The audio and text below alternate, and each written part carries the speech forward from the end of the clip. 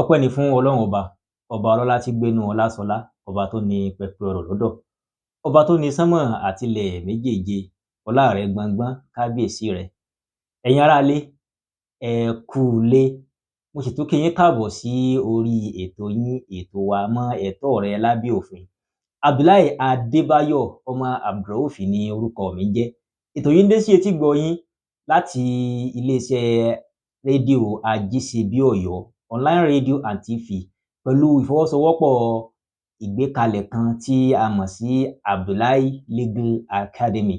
Abdullahi Legal Academy jẹ́ àgbékalẹ̀ kan eléyìí tí ó sì kù kárí bí a ṣe fọ́n ìmọ̀ òfin ká jákèjádò orílẹ̀ Nàìjíríà, pàápàá jùlọ ẹ̀tọ́ tí kó wá lábẹ́ àwọn òfin náà. Abdullahi Legal Academy bákan náà, ó tún ṣe kù kárí nǹkan tí a mọ̀ sí ìdánilẹ́kọ̀ọ́ fún àwọn akẹ́kọ̀ọ́ òfin, law tutorials, ní jákèjádò àwọn ẹ̀ka ẹ̀kọ́ òfin, faculties of law jákèjádò orílẹ̀-èdè Nàìjíríà bákan náà. Ọ̀pọ̀lọpọ̀ nǹkan ni Abdullahi Legal Academy ti ń ṣe láti jẹ́ kí àwọn ìfojúsùn yìí láti jẹ́ kí ó wá sí ìmúṣẹ. Ọ̀kan lára àwọn ohun tí Abdullahi Legal Academy ń ṣe láti jẹ́ kí àwọn ìfojúsùn yìí kó wá sí ìmúṣẹ, ó ní èyí tá à ń ṣe lọ́wọ́ yìí, eléyìí tí a mọ̀ sí Radio Legal Awareness Program. Ní nǹkan bí oṣù méjì sẹ́yìn la ti ń ṣàlàyé nípa ẹ̀tọ́ tí kó wa wá ní lábẹ́ òfin láti gbé ayé àti láti wà láàyè, eléyìí tí a mọ̀ sí right to life, gẹ́gẹ́ bí ìwé òfin constitution orílẹ̀ Nàìjíríà eléyìí tó gbé kalẹ̀ ní ọdún 1999 bó ṣe gbé kalẹ̀ yìí pé gbogbo wa la ní ẹ̀tọ́ láti gbé ayé àti láti wà ní ààyè, gẹ́gẹ́ bó ṣe wà ní section 33 nínú ìwé òfin náà. Lábẹ́ bẹ́ẹ̀ la ti wá ń ṣe àwọn àlàyé kan ọ̀jọ̀kan lórí pé àwọn nǹkan wo lèèyàn lè ṣe tí yóò fi gbádùn ẹ̀tọ́ tí a ní láti gbé ayé àti láti wà láàyè yìí. Òun ló jẹ́ ká kọ sí abẹ́ rẹ̀ pé and what you must know. Àwọn nǹkan tí a gbọ́dọ̀ mọ̀ nípa àwọn ẹ̀tọ́ tí a ní lábẹ́ òfin, pàápàá jùlọ ẹ̀tọ́ tí a ní láti gbé ayé àti láti wà ní ààyè. Ní ọ̀sẹ̀ tó kọjá, mo ṣe àlàyé lórí ẹ̀sùn kan eléyìí tó ṣe pé bí èèyàn bá dáràn rẹ̀ lórílẹ̀ Nàìjíríà tí wọ́n sì rí pé olúwa rẹ̀ jẹ̀bi, ìdájọ́ ikú ni wọ́n ṣe fún onítọ̀hún. Ó túmọ̀ sí pé nírú àgbègbè ni ẹ̀tọ́ tí ó ń tì ní láti gbé ayé àti láti wà láàyè kò ní ẹ̀tọ́ mọ́ lásìkò ìgbàanì, wọ́n ti gba ẹ̀tọ́ nì kúrò lọ́wọ́ rẹ̀. Àwọn nǹkan wo ló lè fà tán lè fi gba ẹ̀tọ́ nì kúrò lọ́wọ́ èèyàn? Ọ̀kan nínú rẹ̀ la ṣàlàyé ní ọ̀sẹ̀ tó kọjá, orí rẹ̀ náà la sì tún wà lọ́sẹ̀ yìí náà, tó jẹ́ pé a tún ṣàlàyé ọ̀kan nínú rẹ̀ ní ọ̀sẹ̀ yìí náà pẹ̀lú ògo Ọlọ́run. Ẹ má bínú pé ó pẹ́ wá díẹ̀ kí a tó wá sí orí ètò lónìí. A ní nǹkan kan tí a mọ̀ sí technical issue. Technical issue. Nítorí ẹ̀ náà la ṣe ń bẹ ẹ̀yin aráalé tí ẹ̀ ń gbọ́ wa ní àsìkò yìí pé kí ẹ ṣe onígbọ̀wọ́ wa. Tí ẹ bá ṣe onígbọ̀wọ́ wa lọ́tùn lósì, àwọn technical issue eléyìí tí a máa ń dájú kọ tí a bá ti fẹ́ bẹ̀rẹ̀ ètò, a ní sábà rí mọ́ sí ìdílé, a ní pé kó tó di pé a máa wá sí orí ètò mọ́. Ọ̀rọ̀ ẹyọ kan tó ṣe pé béèyàn bá dá lórí Nàìjíríà, ń pẹ̀kẹ́ lu òun náà lénìí, ń pẹ̀kẹ́ lu ẹyọ kan nínú àwọn ọ̀ràn ni lénìí. Ó ní ìwà ọ̀daràn kan tí a mọ̀ sí trial by ordeal. Trial by ordeal. Kò ní wù mí kí n ka ìwé púpọ̀ lónìí kí n tó ṣàlàyé trial by ordeal yìí fún wa, nítorí pé trial by ordeal ó jẹ́ nǹkan tí ó pamọ́, ṣùgbọ́n tó ṣe wí pé òfin ò fi pamọ́ ń tiẹ̀. Òfin sọ̀rọ̀ nípa rẹ̀, kódà ó sì bu ìjìyà tí ó lágbára fún ẹni tí ó bá dá irú ọ̀ràn yìí. Trial by ordeal, tí mo bá fẹ́ gbé wá sí àwùjọ tiwa gẹ́gẹ́ bí bó ṣe yé àwa nílẹ̀ Yorùbá, ó ní nǹkan tí a máa ń ṣe nígbà tá a wà ní kékeré. Bí bóyá a wà nínú yàrá ìkẹ́kọ̀ọ́, ẹnìkan wá sọ nǹkan nù nínú wa, kò rí nǹkan mọ́, tí ó sì dá gbogbo wa lójú pé nǹkan tí a rí mọ́ yìí, ẹnìkan nínú àwọn tí a jọ wà ní yàrá ìkẹ́kọ̀ọ́ ló jí nǹkan náà gbé. Nírú àkókò yìí, ìgbàanì a máa ń ṣe nǹkan kan tó ṣe wí pé a mú èédú a fi sínú ike ìbomi ńlá kan, báàfù ńlá kan. Gbogbo wa a wá bu omi sínú báàfù nì, a wá ju èédú, a wá jù sí nínú. Gbogbo wa a wá yípo báàfù. Tá bá wá ti yípo báàfù, a wá ju èédú sí láàrin, a wá ro omi yẹn papọ̀. Ṣé ẹ mọ̀, èédú yóò máa yí lórí omi, yóò máa yí bórókótó, yóò máa yí bórókótó lórí omi títí tí èédú ó fi dúró síbì kan. Ìgbàgbọ́ gbogbo wa nígbà ni wípé ẹni tí èédú ní bá fi lè dúró sọ́dọ̀ rẹ̀, òun ló jí nǹkan gbé. Ní tí a mọ̀ sí trial by ordeal nínú. Trial by ordeal jẹ́ nǹkan tí wọ́n máa ń lò láyé àtijọ́ tó fi máa ń mọ̀ bóyá èèyàn dáràn, bóyá ó dá ọ̀ràn ẹ̀sùn tí wọ́n fi kàn án àbí kò dá ọ̀ràn ẹ̀sùn tí wọ́n fi kàn án. Trial by ordeal yìí bákan náà ó ń jẹ́ ọ̀nà tí àwọn èèyàn máa ń gbà láti bá Ọlọ́run sọ̀rọ̀ gẹ́gẹ́ bí ìròrí titi wọn ni pé àwọn ń bá Ọlọ́run sọ̀rọ̀ directly, àwọn ń bá Ọlọ́run sọ̀rọ̀ láìsí ẹnìkankan tí ó dá gàgá láàrin wọn, tó jẹ́ pé Ọlọ́run náà ni yóò wá sọ ẹni tí ó dá ọ̀ràn fún àwọn nínú wọn, torí pé àwọn ò mọ̀, wọ́n sì fẹ́ mọ ẹni tó dá ọ̀ràn, torí wọ́n fẹ́ fi ìyà tó tọ́ àti ìyà tó jẹ wọ́n fẹ́ fi jẹ onítọ̀hún. Sídìí eléyìí, a wá gbà wípé ẹni tí èédú bá ti lè dúró sọ́dọ̀ rẹ̀, òun ló jí nǹkan gbé nírú àkókò òun. Ihun tí à ń ṣe nígbà òun ni trial by ordeal. Trial by ordeal gẹ́gẹ́ bó ṣe wá wà nínú ìwé òfin, ó wá ti wù mí kí n ka èèbó báyìí kí n lè bá rí àlàyé bí trial by ordeal yìí bí wọ́n ṣe gbé kalẹ̀ nínú ìwé òfin, pàápàá jùlọ ìwé òfin Criminal Code Act, eléyìí tí à ń lò ní southern part of Nigeria.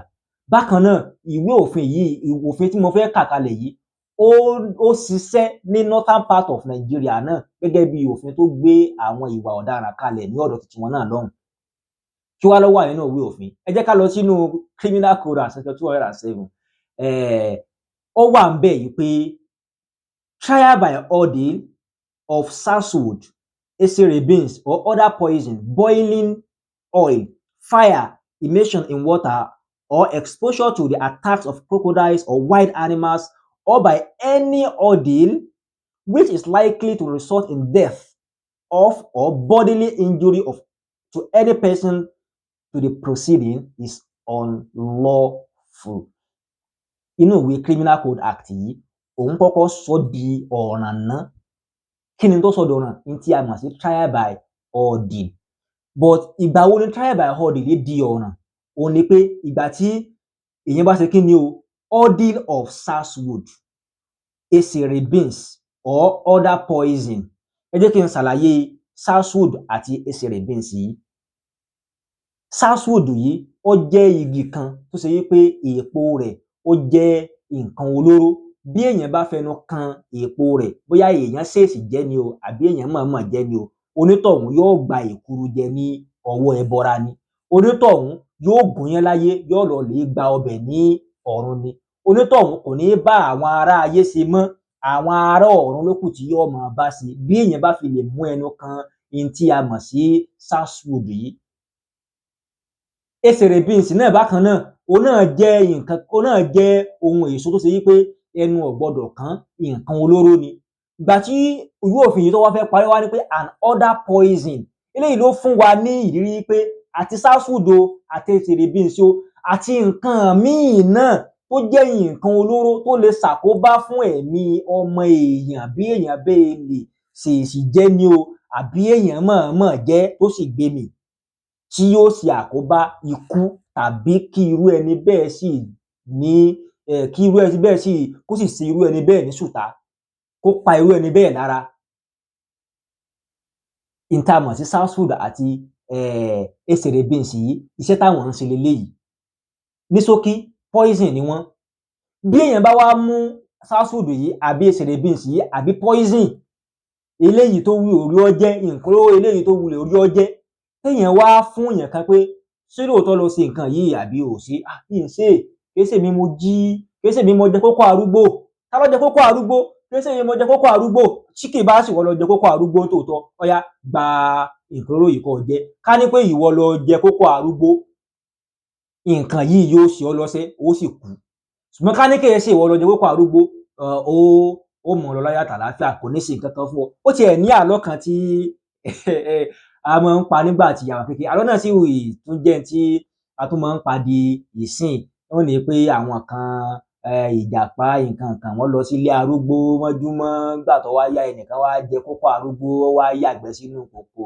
Nígbà tó wá yá wọ́n á padà wá mú wọn, wọ́n wá ń kọrin fún wọn wípé kálémi ni mo jẹ kókó arúgbó, kó mi gbóhùn lọ, kó má gbóhùn padà wá mọ́, gbá kádékèsè òun jẹ kókó arúgbó, kó mi gbóhùn lọ, kó gbóhùn padà. Gbogbo àwọn irú nǹkan, irú àlọ́ yẹn tí wọ́n ó kó sínú omi tómi ó wá gbé wọn lọ ṣùgbọ́n ká ní pé kéésì àwọn náà bá ṣẹ̀ tó mi gun wọn padà bọ̀ trial by ordeal along trial by ordeal ló revolve around ni ó ń ṣàlàyé fún wa. Ìtọ́ wá wà nínú trial by ordeal yìí ni pé wọ́n fún tí ní nǹkan olóró jẹ tó wá sí pé lóòótọ́ ló wá ṣe ẹ̀ṣẹ̀ tí wọ́n fi ẹ̀sùn rẹ̀ kàn nǹkan olóró tó jẹun yóò ṣe ìpalára fún tó bá fi lè ṣe ìpalára fún tó bá fi lè kú àbí ó ṣe ìpalára kan tó bóyá ó fọ́ lójú ni o àbọ̀ sọ́darọ ni o àbí ó ṣe nǹkan kan míì fún ni o wọ́n sì gbà pé ẹ̀sùn tó fi kàn lóòótọ́ ó jẹ̀bi ni ó jẹ̀bi ló jẹ́ kí nǹkan wọn ṣẹlẹ̀ sí ká ní kó jẹ̀bi ni kò ní ṣẹlẹ̀ sí bọ́n ṣe máa ń lò láyé àtijọ́ lélẹ̀ èyí ń lábẹ́ nǹkan olóró ó tún kù síwájú ó wá ní pé boiling oil fire immersion in water or exposure to attack of crocodiles mo ti sọ títí immersion in water tẹ́lẹ̀ irú àárọ̀ tí à ń pa tí wọ́n ní ọya kẹ́kẹ́ ní pé káwọn ohun tí nǹkan wọnú omi ká ní ká máa kọrin pé ká lòun jẹ kókó arúgbó kó mi gbóhùn lọ kó má gbóhùn padà wá mọ́ ká ní pé kéèso lọ́jọ́ kókó arúgbó kó mi gbóhùn lọ kó gbóhùn padà wá ara ro immersion of water eléyìí tá à ń sọ lábẹ́ òfin lélẹ̀ ìgbà míì àmọ́ wà tó jẹ́ pé òróró gbóná àbí epo gbóná ni wọ́n ju ohun tọ̀hún sí wọ́n sì ti gbà yí pé ká ní pé kò bá ṣẹ̀ epo wọn ò ní ṣe nǹkan kan fún àbí ká júyàn sínú iná wọ́n ti gbà pé tí ó bá ṣẹ̀ iná àbí epo kò ní ṣe nǹkan kan fún ìgbà míì ìdáhùn àti pé wọ́n á máa ju èèyàn sínú odò tí ọ̀ọ̀ni wà àbí àwọn ẹranko búburú bíi kìnìún bíi ẹkùn tí wọ́n júyàn síbi tán wà tó ṣe yí pé wọ́n ti gbàgbọ́ yí pé ká ní pé bá ṣe ẹ̀ṣẹ̀ irú ẹranko búburú yóò pàjẹ́ irú iná tán jù sí yóò kú sínú rẹ̀ irú inú òróró gbóná àbí epo gbóná tán jù sí yóò kú sínú rẹ̀ irú nǹkan olóró tán fún ni poison tán fún ni tán bá jọba ipò bá jẹ̀bi yóò ṣe kí ni o yóò pa lára poison ni yóò pa. Níta àmọ̀ sí trial by ordeal nínú trial by ordeal yìí kìí ṣe yí pé bóyá àwọn èèyàn ni wọ́n sọ yí pé ó yá báyìí ló jẹ̀bi o báyìí lọ́kọ́ ló jẹ̀bi o àbí ó yá ẹ mẹ́rìí wá irọ́ o wọ́n ti fẹ̀sùn kan yàn ṣùgbọ́n ká lè gbà yí pé tó jẹ̀bi àbí kò jẹ̀bi wọ́n wá ṣe nǹkan aburú fún tí nǹkan aburú ní bá fi lè lápa lára rẹ̀ ó jẹ̀bi ni kí sì ni yóò fà ní yí pé tó bá fi lè di yí pé ó bá jẹ̀bi nítòótọ́ bá ṣe nínú ìgbèrò títí wọn nǹkan yẹn ó pa lára tó bá yìí ti pa lára ikú yóò jà sí fún ṣùgbọ́n ká ní pé kò jẹ̀bi nǹkan yẹn ò ní ṣe kankan fún níta àmọ̀ sí trial by ordeal nínú ní ṣókí ìtumọ̀ trial by ordeal lélẹ́yìí lábẹ́ òfin béèyàn bá wá ṣe trial by ordeal lábẹ́ òfin kí ni ojú tó fi wò á ti sọ ìtumọ̀ tí òfin fún kí wàá ní ojú tó fi wò téèyàn bá lè dá irú ẹ̀ wò á ti mú àlọ́ títí boko kálẹ̀ mi ni mo jẹ bó bá sì mi ni mo jẹ kókò arúgbó kí omi gbóhùn lọ kọ́ mọ́ gbóhùn padà wá mọ́ ó ti gbàgbé orin tá a mọ́ kọ́ ń gbà àlọ́ ń dùn gan ok bí èèyàn bá wá ṣe nǹkan tí a mọ̀ ní trial by ordeal yìí ọ̀nà méjì ló pín sí lábẹ́ òfin orílẹ̀ Nàìjíríà àkọ́kọ́ ń bẹ̀ ni pé tá bá wo section 208 ti ìwé òfin Criminal Code Act àti section 214 subsection paragraph B títí ìwé òfin Penal Code Act àwọn sọ síbẹ̀ yìí pé bọ́ọ̀ bẹ́ẹ̀ dán trial by ordeal wò ó jùyàn sínú òróró gbóná àbí epo gbóná àbó ojú sínú ibi tẹ́ranko búburú kan wà àbó fún ní poison jẹ kó o lè bá a mọ̀ bóyá ó jẹ̀bi ẹ̀sùn tó fi kàn àbí kò jẹ̀bi bọ́n bẹ́ẹ̀ kú mọ́ ọ lọ́wọ́ ìdájọ́ kú ni wọ́n sì fún tọ̀hún padà bọ́n bẹ́ẹ̀ kú mọ́ èèyàn lọ́wọ́ ẹni tán báyìí fi lè ṣe irú ẹ̀ fún wọ́n fún poison ni o wọ́n jù sínú ibi tẹ́ranko búburú kan wà ní o bóyá ọ̀ọ̀ni ni o ẹkùn ni o kìnìún ni o àbí bóyá wọ́n jù sínú epo gbóná ni o àbí wọ́n jù sínú òróró gbóná ni o béèyàn bá fi lè kú ẹni tó bá dánrú ẹ̀ wò fún èèyàn tí ẹni ń wá lè kú mọ́ lọ́wọ́ lábẹ́ ìwé òfin orílẹ̀ Nàìjíríà criminal code ni o eléyìí tá à ń lò ní southern part of Nigeria ní òye nílẹ̀ Yorùbá àti ilẹ̀ Igbo àbí northern part of Nigeria ní apá kan Haúsá apá kan Fúlàní àti apá kan àwọn ẹ̀yà míì náà béèyàn bí lè dán eléyìí wò gẹ́gẹ́ bó ṣe gbé kalẹ̀ nínú ìwé òfin section 208 ti Criminal Code Act tiwa àti section 214 paragraph B ti Penal Code Act tiwa bákan náà ìdájọ́ kú ni wọ́n ṣe fún tán bẹ́ẹ̀ ni ìdájọ́ ọkú ni wọ́n ṣe fún tọ̀hún. Apá kan àkọ́kọ́ ni. Apá kan ẹlẹ́ẹ̀kejì ni pé wọ́n wá fẹ́ ṣe nǹkan yìí, ẹnìkan wá dúró, ó wá ń wò wọ́n ràn pé ọmọ mo fẹ́ wo bí kinní ṣe fẹ́ lọ lónìí. Wọ́n ti ń jí kókò gbé nínú kòkó arúgbó tipẹ́tipẹ́. Àti ìrẹ́nì kankan mú. Lénìí láàmú ẹni tí máa ń jí kókò arúgbó gbé. Mo fẹ́ wo bó ṣe máa lọ. Mo fẹ́ wo fíìmù yẹn. Ó wá dúró, ó wá ń wòran. Àbí ò tiẹ̀ dúró o wòran lásán. Ìwọ náà wà lára àwọn tó ń fún wọn ní nǹkan tán fẹ́ lò. Àbọ̀ o ràn wọ́n lọ́wọ́ láti ṣe nǹkan nígbà tí wọ́n ń ṣe lọ́wọ́. Bọ́wọ́ bá fi lè tẹ̀wọ́ náà, ìwọ náà níyà tó jẹ lábẹ́ òfin. Ẹ̀wọ̀n ọdún kan sì ni. Gẹ́gẹ́ bó ṣe wà ní inú ìwé òfin Criminal Code Act àti ìwé òfin Penal Code Act bákan náà, Section 208 àti Section 214 ti ìwé òfin Penal Code Act. Bó ṣe wà ńbẹ̀ leléyìí. Ẹni tó ṣe fún èèyàn tó jẹ́ pé òun gangan ló wà ńbẹ̀ tí ní ó yá ẹ jù nínú iná, àbí òun gangan ló sọ pé ó yá mo jù iná, àbí òun gangan ló jù sínú iná fún wa, àbí òun ló tìyàn mọ́bi tẹ́ran kó mú kó wà, àbí òun ló fún yàn ní poison jẹ. Òun tiẹ̀ béèyàn bá fi lè kú mọ́ lọ́wọ́, ẹjọ́ ikú wọn ó dà fún un. Ẹ̀tọ́ tó ní láti gbáyé o, wọ́n gbà kúrò lọ́wọ́ rẹ̀, wọ́n wá gbé nǹkan míì lé lọ́wọ́. Kí ni nǹkan míì tí wọ́n gbé lọ́wọ́? Ìdájọ́ ikú. Àkọ́kọ́. Ìkejì míì tó wá fún kún ni pé béèyàn bá wá wà ńbẹ̀, ó ń wòran, ń wò wọ́n ràn tán fi ń ṣe gbogbo ohun tán ń ṣe, àbí ń ràn wọ́n lọ́wọ́ tán fi ń ṣe gbogbo ohun tí wọ́n ń ṣe. Irú ẹni bẹ́ẹ̀, ẹ̀wọ̀n ọdún kan. Irú ẹni bí ó lọ. Ó túmọ̀ sí pé ẹ̀mí ṣe pàtàkì. Òfin ò sì fún wa ní ààyè, kò gbà wá láyè láti ṣe ìdájọ́ lọ́wọ́ ara wa. Àfi kí ìdájọ́ wá láti ibi tó tọ́. Níbo sì ni ibi tó tọ́?